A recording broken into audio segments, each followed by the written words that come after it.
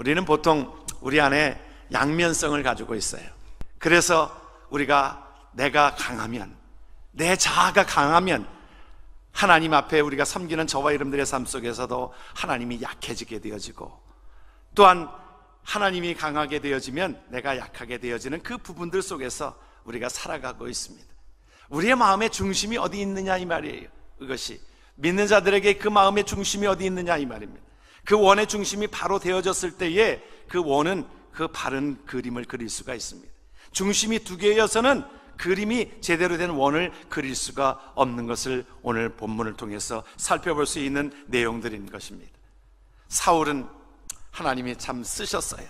하나님께서 사울을 쓰셨을 때 여러분들 어떻게 생각하십니까? 아니, 저 같은 자를 저렇게 핍박하고, 예수 믿는 사람들을 핍박하고 그렇게 교회를 어지럽게 했던 그 자를 하나님 어떻게 쓰시는 겁니까? 저는 이 말씀에서 상당히 위로가 되어집니다.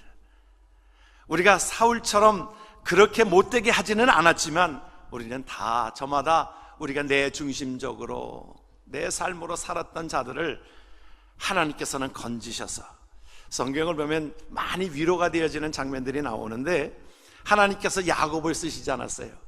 에서보다도 야곱을 쓰셨습니다. 육신적으로 보면은 에서가 훨씬 더 인간적으로 사람들에게 존경받는 사람인지 모르겠습니다. 야곱은 속고 속이는 그 가운데에 참 야곱을 하나님께서 선택하셨다라고 하는 것이 하나님 선택하신 것이죠. 많이 위로가 되어져요. 왜냐하면 나도 선택될 수 있구나, 하나님 앞에 나도 사용되어질 수 있구나, 완벽한 자만 하나님께서 이렇게 사용한다라고 하면 우리가 나는 안 될 사람이야. 여러분들은 그럴지 모르지만 저는 그런 생각을 갖습니다. 여러분들 어떠세요? 하나님께서 아브라함을 믿음의 조상 되게 하셨습니다. 아브라함의 삶을 보면, 성경을 보면 그 추한 모습이 곳곳에 나와 있어요. 보면, 그런데 그것이 성경에 우리가 좀 이렇게 좀 포장이 되어져서 그러하지만 사실은 아브라함이 자기 목숨 살려고 자기 아내를 누이라고 속여서 자기 아내가 어떻게 되든 상관없이 자기 목숨만 구제하려고 했던 것이 성경에 기록되어져 있습니다. 성경에 이렇게 조금 이쁘게 포장되어져서 그러하지만 사실은 어찌 보면 세상적으로 말하면 참 저런 사람이 있나, 그 한 사건을 보아도 그럴 사람인데 하나님께서 믿음의 조상 되게 하셨다라고 하는 말씀 속에, 오늘 사울을 하나님께서 그 바울 되게 하시고 하나님께서 구원하신 그 삶을 보면, 그래, 나도 하나님 앞에 사용되어질 수 있구나 라고 하는 것을 우리가 깨닫게 됩니다. 그래서 사도 바울은 그 모든 것들을 뭐라고 표현을 하고 있냐면, 그가 그렇게 표현을 해요. 우리가 고린도전서 15장 10절을 보면 뭐라고 표현합니까? 그러나 내가 나 된 것은 하나님의 의뢰로 된 것이니 내게 주신 그의 은혜가 헛되지 아니하여 내가 모든 사도보다 더 많이 수고하였으나 내가 한 것이 아니요 오직 나와 함께 하신 하나님의 은혜라. 할렐루야.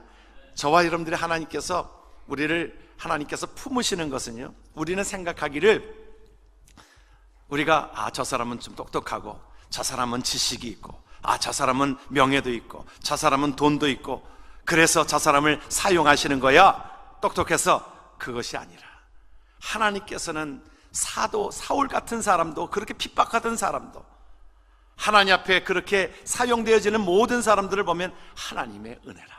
이 한 구절에 보면 사울이 그것이 3번씩이나 하나님의 은혜라, 내가 하나님의 은혜라, 그것을 발견하곤 합니다. 하나님 앞에 저와 여러분들이 하나님의 귀한 일들을 감당하고 우리가 이 은혜를 잊어버리면 자꾸 자기 의의가 드러납니다.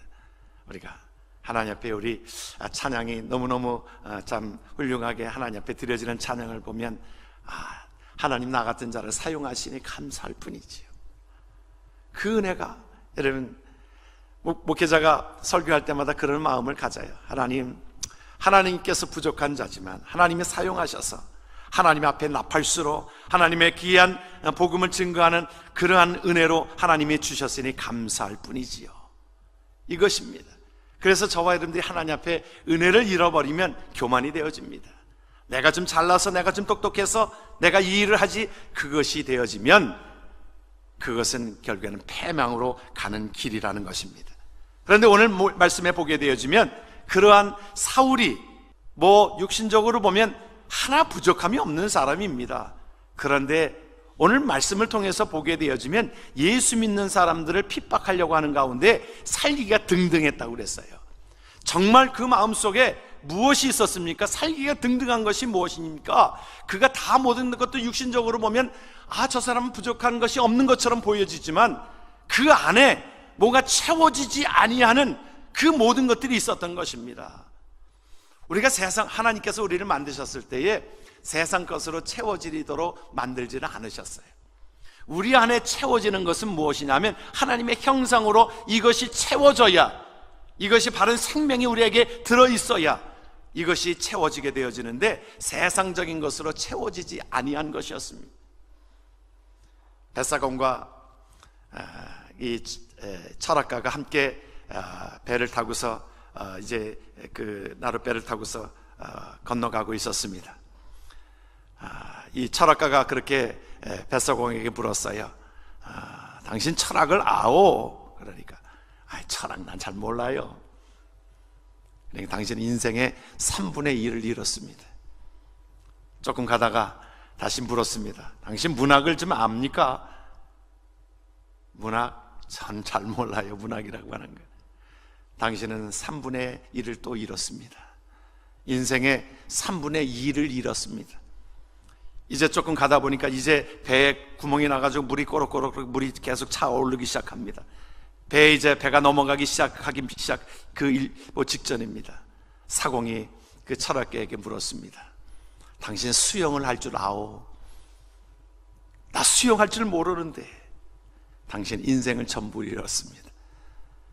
그래요. 우리의 인생 가운데서 우리가 철학적인 것, 문학적인 것, 명예적인 것, 외적으로 스펙을, 그것을 모든 것들을 갖추고 있을지라도 우리가 하나님 앞에 받은 그 형상을 부여받지 못하고 그것이 죽어져 있으면 그것이 아무것도 아니라는 것입니다.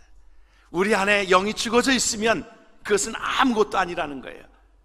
하나님께서 우리에게 말씀해 주시고 있는 것은 이 사울을 보면 그 육신적으로 보면 모든 것들을 다 갖추고 있었지만 그 안에 죽어져 있는 영으로 말미암아 그는 아무것도 아니고, 그러니까 여러분들 이 겉모습이 다 괜찮은 것처럼 보여지는데 보면 속에서 분노가 있고요, 또 그렇지 않으면 어떻게 되어져요? 이 세상이 그것이 미워지는 겁니다.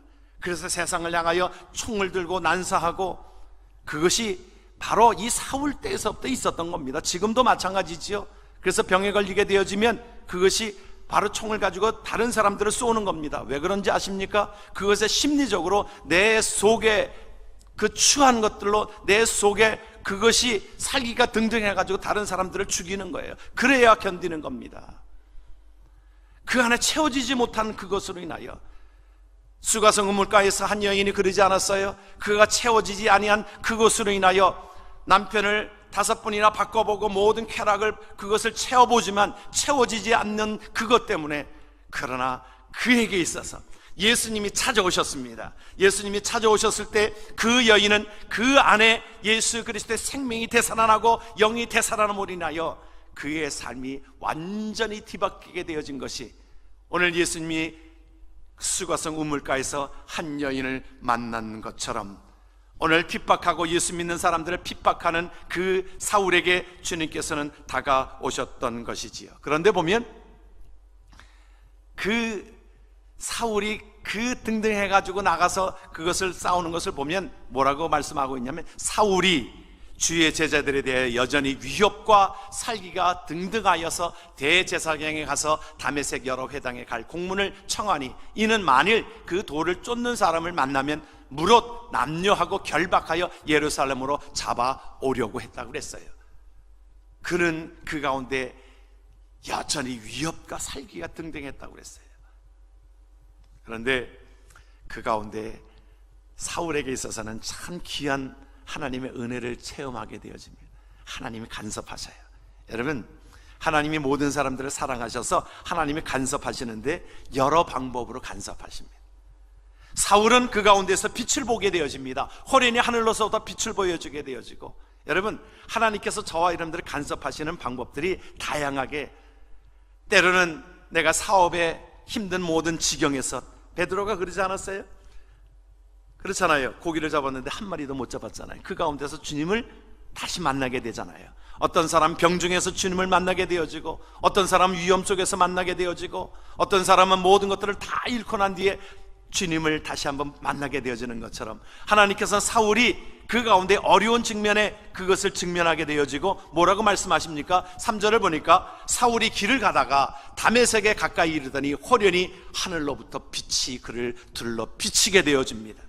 그리고 역시 하나님이 말씀합니다. 예수님이 뭐라고 말씀하셨어요? 땅에 엎드려져서 들을 소리를 들음에 소리 있어 가라사대 뭐라고 그랬어요? 사울아 사울아 내가 어찌하여 나를 핍박하느냐 하시거늘.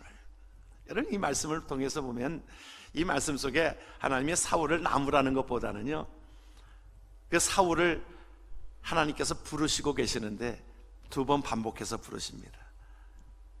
이 말씀을 보면 참 하나님의 인자한 모습이에요. 사실 두 번 부를 때는 그렇습니다. 두 번 부를 때, 한 번 부를 때는 좀 우리가 환한투로 부르는 것이지만 보통 사울아 사울아, 아브라함아 아브라함아, 그렇죠. 성경을 보면은요, 두 번씩 부를 때는 우리가 누구를 통해서 부를 때도 그렇게 참 사울아 사울아, 하나님께서는 여전히 그에게 하나님께서 택하심을 받게 하기 위해서 하나님께서 두 번씩 다정한 음성으로 부르게 되어집니다. 그런데 오늘 말씀을 통해서 보니까 사실은 예수 믿는 사람들을 핍박했지요. 그것이 교회를 핍박한 것이지요. 예수님이 뭐라고 말씀하셨냐면 왜 나를 핍박하느냐 그랬어요. 사울은 사실은 예수님을 핍박한 것이 없었습니다. 예수 믿는 사람들을 핍박했고 교회를 핍박했지요. 그것이 바로 예수님은 자기를 핍박한 것이라고 그랬어요. 여러분, 그러기 때문에 우리가 교회를 핍박하고요, 또 성도들을, 또 믿는 사람들을 핍박하고 그러는 것은 결국 예수님을 핍박하는 것이라는 것입니다. 우리가 기억해야 될 것입니다. 그렇기 때문에 하나님 앞에 하나님의 몸된 교회를 해치고, 몸된 교회를 힘들게 하고, 몸된 교회의 모든 성도들을 때로는 힘들게 하고, 그러는 모든 것들은 예수님의 마음을 힘들게 하는 것입니다. 그럴 때에 사울은 그 가운데 물었어요. 5절에 보니까 대답하여 주여 누구시니까? 뭐라고 그랬어요? 가라사대 나는 내가 핍박하는 예수라. 여러분, 예수님이 이미 돌아가셨습니다. 그렇지요. 예수님이 이미 돌아가셨고 부활하셨고 승천하셨습니다. 그런데 주님의 음성을 들은 것입니다. 예수님은 그 가운데서, 하나님은 우리 가운데 거하시는 그것이, 승천하셨고 눈으로 보이는 육신의 모습은 없지만 주님께서 우리에게 다가오시는 건 성령이 임하시는 그 삶으로 인하여 성령이 우리에게 예수님을 가르쳐주게 합니다. 성령이 예수님의 음성을 들려주게 합니다. 예수님은 그 가운데서 시간과 모든 공간을 초월하게 되어지는 것입니다. 예수님이 부활하셨을 때도 그랬어요. 예수님이 부활하셨을 때도 공간을 초월하여서 제자들을 만나게 되어지고, 예수님이 이 땅에 없지만은 그러나 성령을 보내주심으로 인하여 공간을 초월하여서 하나님께서 우리와 만나주시는 것이 바로 영적인 만남인 줄 믿으시길 주의 이름으로 축원합니다. 사울에게 있어서는 그동안 많은 만남이 있었습니다. 그런데 이 중요한 만남, 예수님과의 중요한 만남은 그의 생애에 있어서 그의 삶을 완전히 뒤바꾸게 되어지고, 그의 삶의 목표와 목적이 없었던 그 삶이 새로운 목적과 하나님 앞에 그 사명을 받게 되어지는 귀한 은혜를 보게 되어집니다. 사랑하는 성도 여러분, 우리가 주님을 만나야 합니다. 바깥에 있는 사람도 만나야 하지만 우리가 교회 안에 있는 사람도 아직도 주님을 만나지 못한 사람이 있다라고 하면 주님을 만나야 합니다. 주님을 만나지 못하면 그 삶은 목적 없이 여전히 방황하고 채워지지 않는 그것 때문에 때로는 살기가 등등해서 내 안에 더럽고 추한 모든 것들로 인해서 다른 것들로 채워보려고 채워보지만 채워질 길이 없는 것이 인생인 것입니다. 주님을 만나야 합니다. 주님을 만날 때 어떤 현상이 일어납니까? 요한복음 5장 24절을 같이 한번 말씀을 봅니다. 내가 진실로 진실로 너희에게 이르노니 내 말을 듣고 또 나 보내시는 이를 믿는 자는 영생을 얻었고 심판에 이르지 아니하나니 사망에서 생명으로 옮겼느니라. 여러분, 이 미닝을 아십니까? 여러분, 사망에서 생명으로 옮긴 그 미닝을 아십니까? 우리의 영적으로 죽었던 자가 생명을 얻게 되어지니까 하나님 앞에 다윗이 고백한 것처럼 사망의 음침한 골짜기로 다닐지라도 해를 두려워하지 않을 것은 무엇입니까? 주께서 나와 함께 하심이라. 여러분, 우리에게 영적인 생명을 허락하심으로 인하여 우리는 죽음도 두려워하지 않습니다. 우리의 장막집이 오히려 벗어지면 영원한 하나님께서 그 무너지지 아니한 영원한 집이 우리에게 있게 되어지는 줄 믿으시길 주의 이름으로 축원합니다. 그래서 사도 바울은 그 가운데서 그 예수님을 만난 가운데 그의 삶이 완전히 뒤바뀌게 되어지면서 뭐라고 말씀합니까? 고린도전서 2장에 그가 그렇게 고백합니다. 내가 너희 중에서 예수 그리스도와 그가 십자가에 못 박히신 것 외에는 아무것도 알지 아니하기로 작정하였다 그랬어요. 이것이 너무 고귀한 것입니다. 예수 그리스도의 십자가는 우리를 천국으로 인도하게 되어지고 우리에게 생명을 주셨으니 내가 이 은혜가 너무 귀하다는 것입니다. 사람은 누구를 만나느냐에 따라서 그것이 삶이 결정이 되어집니다. 우리가 때로는 부모님을 남한에서 만났기 때문에 우리가 남한에서 태어났고 또 미국까지 오게 된 것 아니겠어요? 여러분 그렇지요? 북한의 부모를 만났다라고 하면 그곳에서 태어날 수밖에 없었을 것입니다. 그렇죠? 여러분 보면 우리가 북한에 그곳에 부모를 잘못 만나서 부모가 그 북한에 있다고 하면 그럴 것입니다. 그런 것처럼 누구를 만나냐에 따라서 우리의 인생이 좌우되는 것처럼 우리가 예수님을 만나게 되어지면 우리의 인생이 달라지게 되어지는 줄 믿으시길 주의 이름으로 축원합니다. 사울에게 있어서는 예수님을 그 가운데 만남으로 인하여 사울이 변화가 되어졌고 그 삶을 통하여 이방인의 선교사가 되어졌고 그가 육신적으로 보면 나중에 선교사 되었을 때 육신적으로는 상당히 어려움을 당했습니다. 힘든 일이었습니다. 그가 그 모든 지경에서도 그의 사명을 발견하고 그 가운데 살았던 사울은 뭐라고 말씀하고 있어요? 나는 십자가 외에는 내가 자랑할 것이 없다. 내가 모든 것, 이건 육신적인 것 아무것도 아니라는 것이지요. 말씀을 보면서 그 가운데 예수님을 만났던 이어령 교수의 책을 보았습니다. 지성에서 영성으로. 그 책을 여러분 한국의 그 지성에서 영성으로 이어령 교수가 예수를 믿고 세례를 받는 그 온누리교에서 세례를 받는 그것은 하나의 기적이라고 그랬어요. 기적이라고. 사실은 이어령 교수라고 하면은 한국에서 지성인의 최고였습니다. 그리고 문화부 장관까지 지내었고 또 기독교에 대해서 상당히 좀 비판적이었습니다. 그가 예수를 믿게 된다라고 하는 것은 상상도 못할 일입니다. 하나의 모든 지성인들에게 있어서 하나의 최고의 우상이었습니다. 그가 기독교를 때로는 그것을 기독교의 어떤 모든 것들을 그렇게 박해하던 그런 자가 예수를 믿게 되었을 때 그랬어요. 다른 사람들이 당신 뭐가 답답해서 그렇게 예수를 믿고 세례를 받느냐 그랬습니다. 그가 그렇게 고백합니다. 내가 명예를 구했을 때에 책을 써서 명예를 구했을 때 명예가 오더라는 거예요. 그리고 그 명예에 따라서 책이 잘 팔려지고 그러면서 돈도 명예도 같이 오더라는 것입니다. 내가 병에 걸렸을 때 때로는 병원에 가서 고침 받을 수도 있었다는 것입니다. 그런데 내 한 구석에 채워지지 않는 한 영역이 있다라고 하는 걸 그게 솔직히 고백합니다. 아직 채워지지 않는 한 영역이 있다라고 하는 거예요. 그런데 그것을 자기 딸에게서 발견을 합니다. 그 딸이 사실은 일찍 죽었습니다마는 딸이 2012년에 그가 세상을 떴지만은 그의 살아온 생애 가운데서 그 딸에게 도전이 되어집니다. 그 딸이 보면 이민아라고 하는 그 딸이 사실은 이 LA에 살았어요. 이곳에서 검사까지 했습니다. 검사 역할까지 감당하고 검사 그 뒤에 또 검사 나오게 되어지면 변호사 하게 되어지고 그런데 자기 아들이 자폐증이 걸리게 되어지면서 아들을 고치기 위해서 하와이로 다시 떠나게 되어져서 하와이에 가서 그 생활을 꾸리는 가운데 자기 몸이 암으로 상당히 연약해지고 힘들고 그러는 지경에 때로는 눈까지 실명이 오는 그런 지경에 아버지 이어령 교수가 딸을 방문합니다. 딸을 방문해서 보니까 상당히 그는 그 뭐 설거지 하는데도 잘 보이지 않아가지고 막 이렇게 헤매는 모습을 보면서 가슴이 답답하지요. 아버지가 보니까 가슴이 답답한 거예요. 모든 여건들이 그렇게 좋은 게 아니었습니다.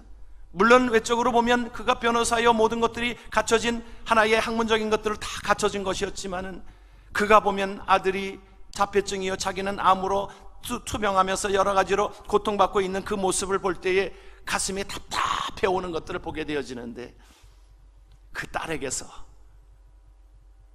그런 딸이 찬양을 하더라는 거예요. 그런 딸이 하나님의 말씀을, 성경을 읽더라는 거예요. 그 가운데 하나님 앞에 기도하더라는 거예요. 그것이 무엇이냐, 그것이 무엇이냐.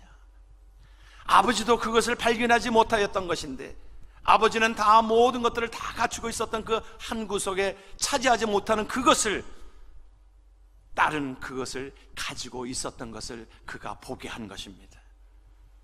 그래서 그가 그 딸의 전도함을 받고 사실은 그것을 깨닫게 되어져서 한국에서는 있어서 참 이어른 교수는 그가 변화되어지고 그가 지성에서 영성으로 하는 책과 함께 곳곳에서 간증이 되어지는 것이 많은 사람들에게 영향력을 미치고 하나님의 나라를 건설하는 모든 일에 쓰임받게 되어지는 것을 보게 되어집니다. 그가 그렇게 고백해요. 뭐냐면 그 지성인 그가 고백되어지는 것 가운데 과학은 설명되어지는 것을 설명하는 것이 과학이다 그랬어요. 예술은 설명되어지지 않는 것을 설명하는 것이 예술이라 그랬어요. 참 보면은 그것을 정확하게 그렇게 찝는 것을 보면 기가 막혀요. 그런데 종교는 설명해서는 안 되는 그 모든 것들을 설명하는 것이 종교라. 다시 말하면 체험하는 종교라 그랬어요. 체험되어져만이 여러분 하나님의 그 사랑과 하나님의 모든 우주의 모든 것들을 어떻게 우리가 이해할 수 있겠어요? 우리는 하나님을 만나고 하나님의 사랑을 깨달을 때에 그것이 체험되어지게 되어지는 것처럼, 그것이 채워지지 않으면, 그 안에 그 영성이 채워지지 않으면 그의 삶은, 그것은 여전히 계속 목마르게 되어지는 인생이라. 그가 변화된 그 삶 속에 그 딸은 물론 세상에, 이 땅에서 우리가 참 일찍이 세상을 떠나 했지만 아버지가 딸이 가지고 있는 그 생명을, 그것을 이어받게 되어지는 것입니다. 사울은 사실은 늘 말씀드리지만 그가 변화됐던 한 부분은 어디에 있었느냐? 스데반 집사가 그 젊은 나이에 세상을 뜨면서 그가 해같이 얼굴이 빛나고 천사처럼 빛났던 그 모습이 사울에게 있어서는 새로운 도전이 되었다는 것입니다. 사랑하는 성도 여러분, 우리가 하나님의 일들을 감당하면서 우리가 전도하는 것은 바로 그러한 삶인 것입니다. 내 안에 있는 예수 그리스도의 생명을, 이것을 표현되어짐으로 이것이 때로는 죽음이 와도 어떠한 환경 속에서도 내 안에 있는 예수 그리스도 때문에 우리는 무엇입니까? 죽음이 와도 우리는 분명한 하나님의 나라에 소유된 자로서 하나님의 나라에 가는 확신이 우리에게 있음으로 인하여 사망에서 생명으로 옮긴 그 은혜로 인하여 우리는 담대할 수 있는 은혜가 우리에게 있는 줄을 믿습니다. 믿으면 아멘 하십시다. 그런 확신이 있으시지요? 그래요. 우리는 그 확신을 가지고 살아가는 자들입니다. 그럴 때에 사도 바울은 그 확신을 가지고 삶의 분명한 그 목표와 확증을 갖게 되어졌습니다. 여러분, 우리의 삶 속에 있어서요, 가장 중요한 것은 방향성입니다. 운동 경기에서 여러분 가장 중요한 게 뭐겠어요? 여러분, 방향성입니다. 축구하는 사람이 어디를 향해서 가야 됩니까? 그 상대방 골을 향해서 열심히 달려가야 되지요. 열심히 뛰고는 있는데 그 자리에서 뱅뱅뱅뱅 돌고 자기 골을 향하여 열심히 낸다고 해서 어떻게 되겠어요? 패망이지요. 그렇죠? 여러분 좀 알면 좀 끄덕끄덕 좀 하세요. 운동 경기를 좀 아시잖아요. 좀. 예? 운동 경기에서 가장 중요한 것은 방향성입니다. 방향성. 하나님께서 예수 그리스도를 만난 사도 바울에게 있어서는 그 목적과 자기를 만드신 그 목적과 사명을 분명히 깨닫게 되어지니까 그것을 위하여 그 모든 것들을 뒤로하고 하나님의 복음을 위하여 나아갔던 그자, 하나님 앞에 귀하게 쓰임받게 되어지는 줄을 믿으시길 주의 이름으로 축원합니다. 언젠가 한번 말씀을 우리가 이 그림을 보여드린 적이 있는 것 같은데, 우리가 여러분들 이 그림을 보면 우리가 아실 거예요. 뭐예요? 이름이 제목이 뭐예요? 황소머리입니다. 황소머리인데 한 화가가 길을 가다가 사실은 무엇으로 만든 것 같습니까? 여러분, 폐차된 자전거의 안장과 폐차된 자전거의 그 핸들을 가지고 두 개를 접목시켜 가지고 그것을 작품을 만들었어요. 그리고서는 제목을 황소머리라. 여러분, 이것이 경매에 나왔는데 얼마에 경매가 된지 여러분 기억하십니까? 여러분, 경매에 나온 3천만 불이었습니다. 경매가. 여러분, 왜 그래요? 누구의 작품이기 때문에 그래요? 스페인에 자랑하는 그 20세기의 천재 화가 파블로 피카소의 작품이기 때문에 그런 겁니다. 여러분, 가치로 말하면 저거의 가치 얼마가 되겠어요? 저 가치로 말하면 폐차된 것이니까 돈으로 환산할 수 없는 아주 싸구려입니다. 그런데 그 파블로 피카소가 그것을 만져서 그것을 만들어 놓으니까 가치 있는 3천만 불의 기이한 가치를 이루게 되는 것입니다. 여러분, 우리 인간의 몸을요, 이것을 화학적인 분석으로 이렇게 해서 그것을 확인한 분이 있어요. 이것을 보니까 우리의 몸은 71%가 물이라잖아요. 물이고 18%가 탄소고 4%가 질소고 2%가 칼슘이고 2%가 인이고 1%가 칼륨이고 0.5%가 황이고 0.5%가 나트륨이고 0.4%가 염소와 칼륨으로 되어 있다는 거예요. 제 얘기가 아니라 이것을 과학자들은 이걸 또 연구합니다.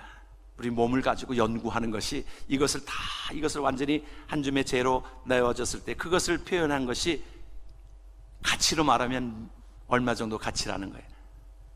89센트. 우리의 몸을 그렇다는 거예요. 그런데 하나님께서 저와 여러분들을 하나님이 들어 쓰시니까 하나님께서 우리를 3천만 불, 아니 그 이상의 것으로 위대한 사역자로 하나님께서 뽑으셔서 하나님께서 큰 일들을 이루게 하신 것을 기억하기를 주의 이름으로 축원합니다. 주님을 만났을 때의 그 삶 속에 그의 삶을 통해서 하나님께서는 별 일 없는 하나님 앞에 다윗, 목동 그 자를 하나님께서 들어 쓰시니까 하나님 앞에 그 이스라엘의 위대한 왕이 되게 하셨고, 하나님께서 그냥 광야에서 평범하게 80세 된 노인으로서 그냥 생을 마치고 마는 그 생을 하나님께서 들어 쓰시니까 하나님께서 이스라엘 백성들을 인도하게 되어지는 큰 역사의 인물로 하나님께서 쓰시게 되어지고 120살까지 하나님 앞에 귀하게 쓰임받았던 것을 기억합니다. 베드로, 그가 하나님 앞에 그냥 고기 잡는 어부였지만은 그러나 하나님 앞에 그렇게 들림 받았을 때, 쓰임 받았을 때 귀하게 사도행전의 초대 목사로서 많은 영혼들을 구원하는 그러한 사역자로 삼았던 것을 우리는 기억하게 되어집니다. 그러므로 하나님께서 사울을 통하여 이방인의 선교사로 삼으신 하나님, 그래서 말씀을 보면 마지막 절에 그랬어요. 하나님 앞에 그리하여 온 유대와 갈릴리와 사마리아 교회가 평안하여 든든히 서가고 주를 경외함과 성령의 위로로 진행하여 수가 더 많아지는 데에 하나님이 사용하셨던 것을 기억합니다. 사랑하는 성도 여러분, 날마다 예수 안에 붙들려서 이렇게 위대하게 사용되어지는 하나님의 사람, 저와 여러분 되기를 주의 이름으로 축원합니다. 아멘.